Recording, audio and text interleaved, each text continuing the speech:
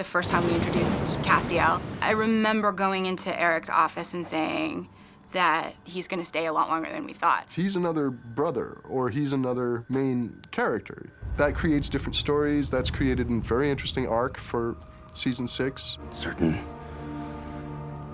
regrettable things are now required of me. We sat down with Misha at the beginning of the season and explained to him, by the end of the season, your character stands in opposition to Sam and Dean, not in a way that is necessarily redemptive. And he wanted to keep us honest and make sure we weren't just gonna turn him into some mustache-twirling villain. Of course, there's a part of me that always just wants to play a heroic character. And the truth is, Destiel taking this dark turn is something that is actually consistent with biblical lore about angels. You're gonna torture a kid. I can't care about that, Dean. I don't have the luxury. They're beings who aren't afraid to kill and destroy. And it's nice to play a character who discovers pornography for the first time. If the pizza man truly loves this babysitter, why does he keep slapping her rear? Destiel has no irony at all. Perhaps she's done something wrong.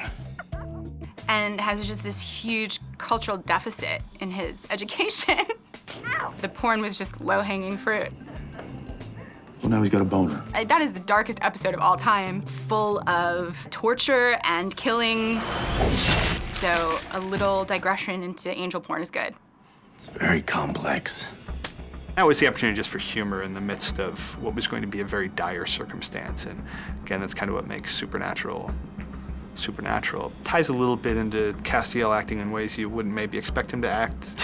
There's a kiss. Yeah, Cass and Meg, and that's, you know, that's probably the thing people remember from that episode. What was that? I learned that from the pizza man. I think possibly for some reason my favorite scene this season was the air quotes scene. My people skills are rusty.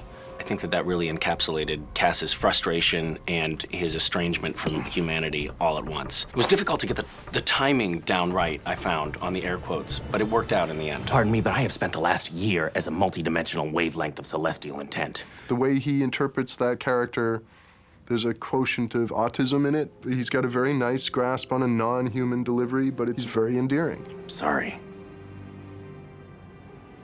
I need your blood. Whoa, whoa, hey! Ah!